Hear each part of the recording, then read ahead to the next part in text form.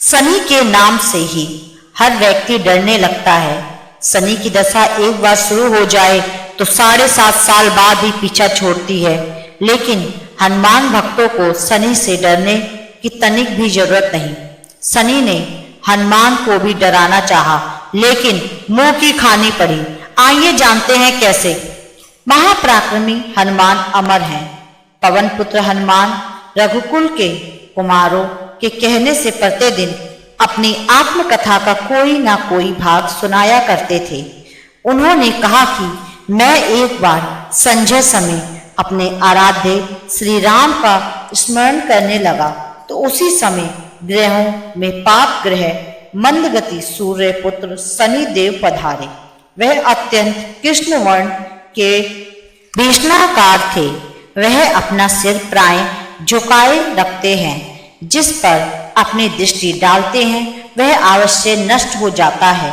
शनिदेव हनुमान के बाहुबल और पराक्रम को नहीं जानते थे। हनुमान ने उन्हें लंका में दशग्रीव के बंधन से मुक्त कराया था। वह हनुमान जी से विनय पूर्वक किंतु कर्क स्वर में बोले, हनुमान जी, मैं आपको सावधान करने आया हूं। त्रेता की बात दूसरी थी, अब कलयुग प्रारंभ हो गया है। भगवान वासुदेव ने जिस क्षण अपनी अवतार लीला का समापन किया उसी क्षण से पृथ्वी पर कली का प्रभुत्व हो गया। यह कलयुग है। इस युग में आपका शरीर दुर्बल और मेरा बहुत बलिष्ठ हो गया है।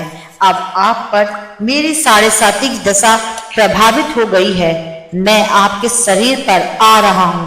शनिदेव को इस बात का तनिक भी ज्ञान नहीं था कि रघुनाथ के चरणास्तीरों पर कालों का प्रभाव नहीं होता।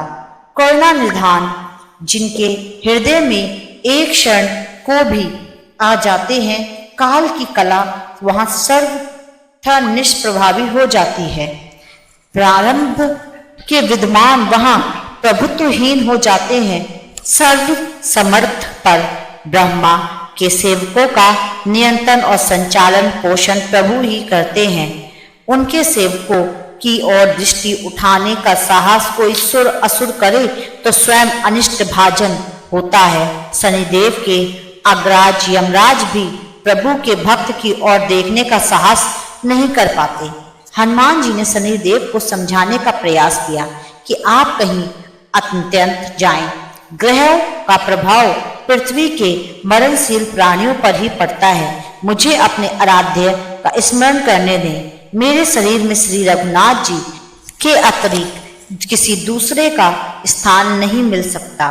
लेकिन शनिदेव को इससे संतोष नहीं मिला। वह बोले, मैं सृष्टिकर्ता के विधान से विवश हूँ। आप पृथ्वी पर रहते हैं, अतः आप मेरे प्रभुत्व क्षेत्र से बाहर नहीं। पूरे 22.5 वर्ष व्यतीत होने पर 7.5 वर्ष के अंतर में से 2.5 वर्ष के लिए मेरा प्रभाव प्राणी पर पड़ता है, किंतु यह गौण प्रभाव है। आप पर मेरी 7.5 आज इसी समय से प्रभावित हो रही है। मैं आपके शरीर पर आ रहा हूँ, इसे आप टाल नहीं सकते। फिर हनुमान जी कहते हैं कि जब आपको आना ही है तो आइए। अच्छा होता है कि आप मुझे वृद्ध को छोड़ ही देते। फिर शनिदेव कहते हैं, कलयुग में पृथ्वी पर देवता या उपदेवता किसी को नहीं रहना चाहिए। सबको अपना आवास सूक्ष्म लोक में रखना चाहिए। जो पृथ्वी पर रहेगा वह कलयुग के प्रभाव में रहेगा और उसे मेरी पीड़ा भोगनी पड़ेगी। और ग्रहों में मुझे अपने अग्रज यम का कार्य मिला है। मैं मुख्य मारक ग्रह हूँ और मृत्यु के सबसे निकट वृद्ध होते हैं, अतः मैं वृद्धों को कैसे छोड़ सकता हूँ। हनुमान जी पूछते हैं कि आप मेरे शरीर पर कहाँ बैठने आ रहे हैं। शनिदेव गर्व से कहते हैं, प्राणी के सिर पर। मैं 2.5 वर्ष प्राणी के सिर पर रहता हूँ और उसकी बुद्धि विचलित बनाए रखता हूँ। मध्य के 2.5 वर्ष उनके उदर में स्थित रहता हूँ, उनके शरीर को अस्वस्थ बनाता हूँ और अंतिम 2.5 वर्ष पैरों में रहकर उसे भटकाता हूँ। फिर शनिदेव हनुमान जी के मस्तक पर आ बैठते हैं तो हनुमान जी सिर पर खांसते हुए इसे मिटाने के लिए हनुमान जी बड़ा सा पर्वत उठाकर सिर पर रख लिए। शनिदेव चिल्लाते हैं, यह क्या कर रहे हैं आप? फिर हनुमान जी कहते हैं, जैसे आप सृष्टिकर्ता के विधान से विवश हैं, वैसे ही मैं अपने स्वभाव में विवश हूँ। मेरे मस्तक पर खाद मिटाने की यही उपचार पद्धति है। आप अपना कार्य करें और मैं अपना कार्य। ऐसा कहते ही हनुमान जी दूसरे पर्वत उठाकर सिर पर रख लिया। इस पर शनिदेव कहते हैं, आप इन्हें उतारिए, मैं संधि करने को तैयार हूँ। उनके इतना कहते ही हनुमान ने तीसरा पर्वत उठाकर सिर पर रख लिया। तो शनिदेव चिल्ला चिल्ला कर कहते हैं, मैं अब आपके समीप नहीं आऊंगा। फिर भी हनुमान जी नहीं माने और चौथा पर्वत उठाकर सिर पर रख लिया। शनिदेव फिर चिल्लाते चिल्लाते, पवन कुमार त्राहिमम त्राहिमम मम ताहिमम रामदूत अंजन्यम नमः, मैं आपको भी पीड़ित नहीं करूंगा।